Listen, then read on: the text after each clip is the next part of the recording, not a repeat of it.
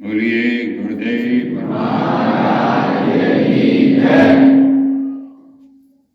सनातन धर्म की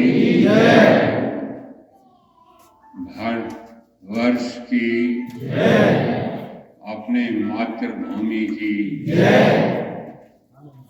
हिंदू सनातन सभ्यता गौरवशाली सभ्यता की देखिए, आज ये बहुत एक खुशी का समय है, दिन है कि पूरे राज्य के स्तर पे आज ये खेल कूद का प्रतियोगिता हो रही है। बहुत अच्छी बात है और खेल का जीवन में एक महत्व होता है। इसलिए जो बच्चे आए हैं राजस्थान से, स्कूलों से, बहुत ही अच्छे हर्ष की बात है। विशेष रूप से विद्यार्थियों, बच्चों को ये हमारा कहना है, खूब अच्छी तरह अध्ययन कीजिए, विद्या ग्रहण कीजिए और खेल कूद में भी अपना समय जरूर दीजिए। दूसरी ओर एक जो अभिभावक हैं, जो शिक्षक लोग आए हैं, बहुत अच्छी बात है। विशेष रूप से शिक्षकों के साथ अभिभावक आए हैं, बहुत बढ़िया बात है, ये अच्छी बात है। ये बच्चे जो हैं आज, ये एक छोटा पौधा है, ये एक छोटा पौधा है। जैसे छोटा पौधा लगाते हैं, उसमें पानी डालते हैं, वो धीरे धीरे वृक्ष बन जाता है। आज अपने इस भारत भूमि में, भारत देश में ये जो वर्तमान जो छोटे बालक बच्चे हैं, ये एक छोटा पौधा है। इसको विशेष रूप से अध्यापकों को और उनके अभिभावकों को विशेष रूप से इस पौधे को अच्छी तरह पल्लवित करना है और इसमें अपनी जो हिंदू सनातन गौरवशाली जो संस्कृति थी, उसके बीज आपको इन बच्चों में डालने हैं। यही बीज इनके दिमाग में, इनके हृदय में डालेंगे। ये अपनी ही प्राचीन जो भारतीय सभ्यता संस्कृति थी, ये उसी का फल ये देखेंगे। आज अपने इस भारतवर्ष में अपनी प्राचीन गौरवशाली सभ्यता संस्कृति जो थी, उसको विदेशियों ने बहुत ही तहस नहस करने का, इसको नष्ट करने का उन्होंने बहुत ही प्रयास किया और आज भी प्रत्यक्ष और अप्रत्यक्ष रूप से भी, अधिकतर प्रत्यक्ष अप्रत्यक्ष रूप से भी ये आज भी अपनी गौरवशाली संस्कृति को विनाश करना चाहते हैं।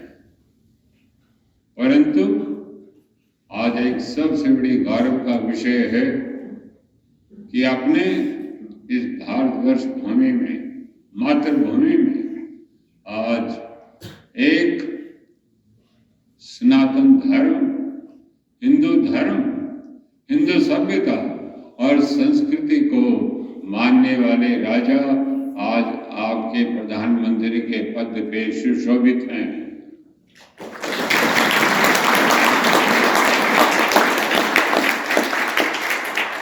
ये बहुत ही गौरव का विषय है। हमें राजनीति से संबंध नहीं है। हमारा संबंध है, एक पुरानी कहावत है अपने साहित्य में, सभ्यता में, यथा राजा तथा प्रजा। यथा राजा तथा प्रजा, जैसा राजा होगा प्रजा को वैसा ही बनना पड़ेगा। एक आर्नल्ड टॉइनबी नाम का एक अंग्रेज था जिसने दुनिया की सभी सभ्यताओं को पढ़ा है और उसने 15 या 20 खंड लिखे हैं, अंग्रेजी भाषा में है, इतने बड़े इतने बड़े। उसने सारी दुनिया के सभ्यताओं का उसने अध्ययन किया है गौर से, और अध्ययन करके उसने आखिर इसी निष्कर्ष पर वह पहुंचा कि भारतीय सभ्यता और संस्कृति आदि अनादि से है और इसके समान कोई भी सभ्यता इस विश्व में गौरवशाली नहीं है।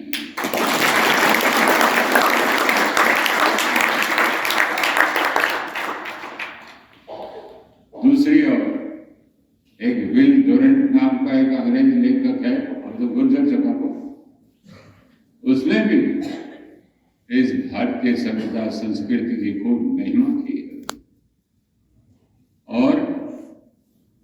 और पुराना इतिहास देखते हैं, विदेशी लोग यहाँ आए, विदेशी यात्री, भ्रमण करने वाले, वेनसा, मेगास्थनीज, इब्न बतूता आदि जो पुराने भ्रमण करने वाले से आए, उन्होंने इस भारतवर्ष के की क्या शोभा की है, क्या महिमा की है, जिसका कोई पार नहीं।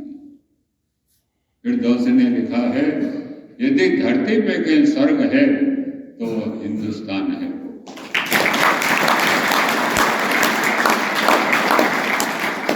लेकिन एक थोड़ा सा एक दुख का विषय है कि सन 1947 से पहले अपनी सभ्यता संस्कृति को विदेशियों ने 1200 वर्ष से खूब इसको नुकसान पहुंचाया और अपनी धन संपदा ले गए, अपने विद्याएं ले गए,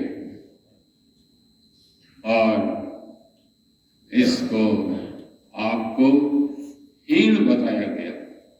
हीन समझते हैं? एक बहुत अच्छी कहावत नहीं, सत्य कथन है, यदि किसी देश को गिराना हो उसको निम्न बताइए, उसको हीन बताइए, उसको हल्का बताइए अपने से, अपने आप वो देश पतन में चला जाएगा। और विदेशियों ने, पहले मुसलमानों ने, अरब लोगों ने, तुर्क लोगों ने अपने इस देश को बहुत ही क्षति विषित किया, और उसके पश्चात अंग्रेज जाति ने इसको बहुत ही सभ्यता को अपना इसका विनाश किया। परंतु परमपिता परमात्मा गुरुदेव महात्मा और केवली संत महात्मा और बहुत संत मुनि ऋषि योगी, उनके प्रताप से ये भारतीय अपनी सभ्यता आज भी कायम है।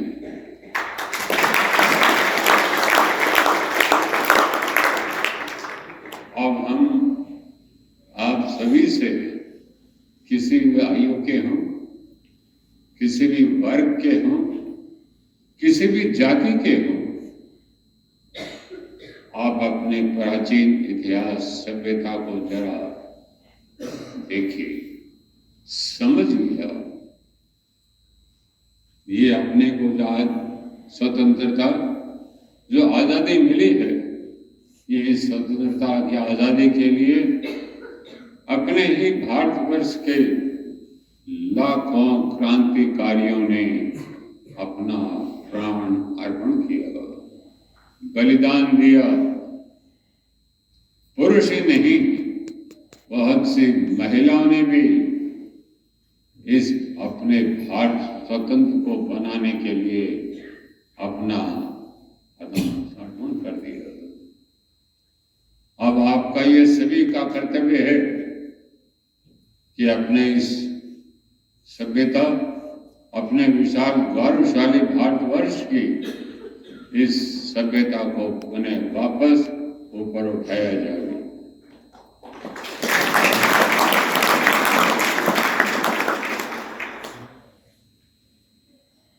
अंग्रेज जैसे साम्राज्य जो था, जिनके कहते हैं राज्य में कभी सूर्यास्त नहीं होता था, अंग्रेजी राज्य में, अंग्रेजी में कहावत है sun never sets in the British Empire, जिसमें कहते हैं कि सूर्यास्त नहीं होता था, अर्थात एक जगह सूर्यास्त होता, दूसरी जगह सूर्योदय पहले हो जाता।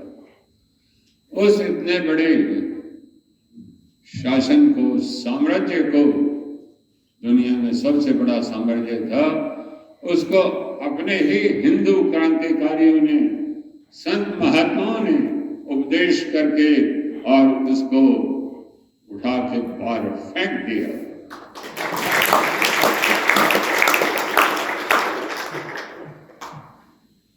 आप भी उन्हीं की संतान हैं, आप भी संगठित होइए, इकट्ठे होइए, जाति को छोड़िए। ये ऊंची जाति, ये छोटी जाति है, जाति को छोड़िए। अब तो आपको इकट्ठा होना है, एक स्वर में आपको आवाज लगानी है कि हम हिंदू हैं।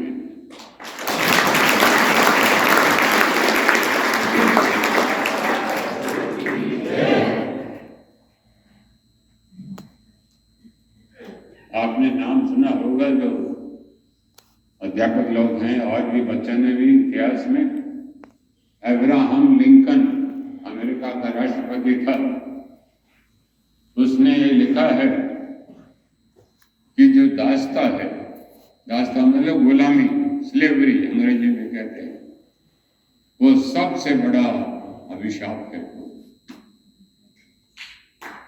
आज अपन स्वतंत्र हैं, आप प्रत्येक भारतवासी का कर्तव्य है कि इन विदेशियों से, जो अपनी सभ्यता संस्कृति को विनाश करना चाहते हैं, आप उनसे तैयार होकर के, संगठित होकर के, एकजुट होकर के आप उनसे सामना करेंगे। हम आपसे यही चाहते हैं।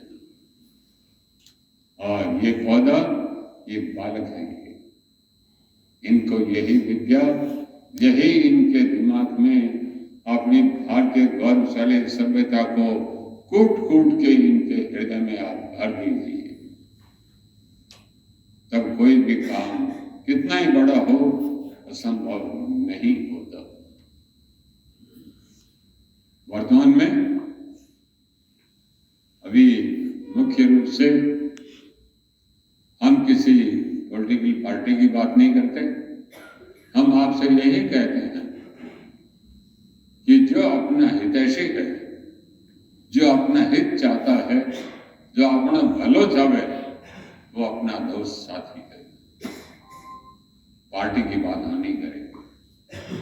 जो अपने हिंदू धर्म, हिंदू सभ्यता और मातृभूमि को संगठित, अखंडित रखना चाहे, वो है अपना साथी, वो है अपना दोस्त।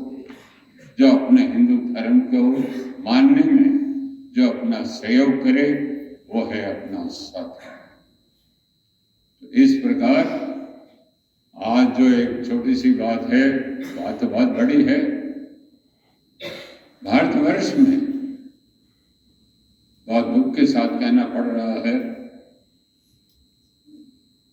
कि बहुत सी अपने हिंदू कन्याओं को आज मुस्लिम धर्म परिवर्तन कर दिया गया।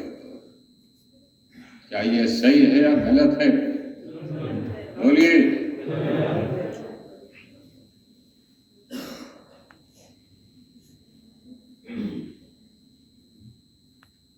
इसमें दोष किसका?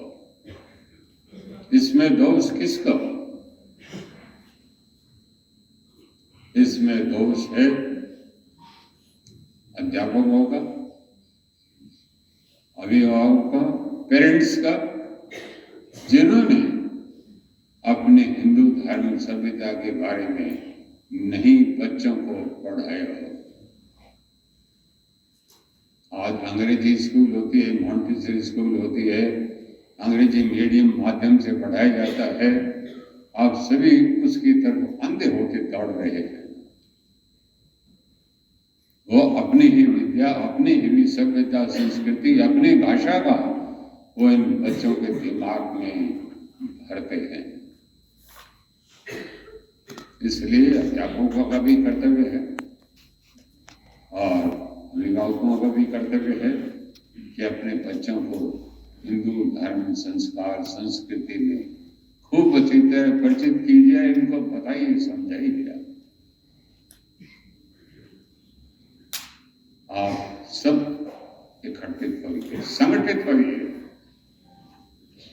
कोई यदि हिंदू विष्णु की पूजा करता है, कोई शिव की करता है, कोई शक्ति की करता है, कोई किसी देवी देवताओं की पूजा करता है, चाहे ब्रह्म की पूजा करे, कोई मंदिर मार्गी हो, कोई भी हो, आप सब संगठित होइए। आप दूसरे की टीका टिप्पणी मत कीजिए, चाहे कोई मंदिर जाने वाला हो या नहीं हो। हिंदू तो है आप या नहीं है? बोलिए, हिंदू तो है आप संगठित हुई और कोई भी जात पात को आप भूल जाइए, आप हिंदू हैं। और ये मातृभूमि की रक्षा करना, जब भूमि होगी, धरती होगी, तो धर्म रहेगा। जब धर्म रहेगा तो आपकी सभ्यता रहेगी। एक दाता, सबसे पहले मातृभूमि, फिर धर्म और फिर सभ्यता और संस्कृति। तो आज ये जो धर्मांतरण हो रहा है, इसके बारे में बहुत सा साहित्य छपा है और बहुत सी संस्थाएं इसके बारे में बच्चों को, विशेष रूप से अभिभावकों को भी वो आपको सावचेत कर रहे हैं, चेतावनी दे रहे हैं।